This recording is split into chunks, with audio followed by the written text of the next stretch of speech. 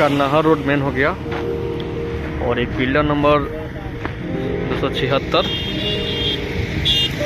ये आपको right side सीधा स्टेट वैली रोड चला जाएगा आपको, और लेफ्ट साइड आपका ये चला जाएगा दीघा।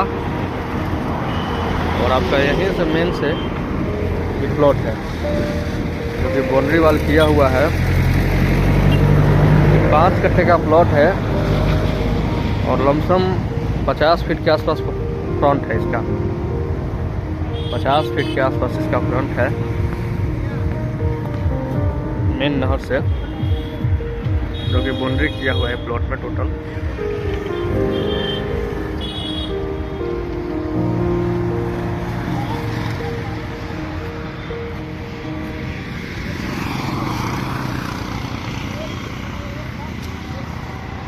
मेन नहर रोड से कॉमर्शियल जमीन।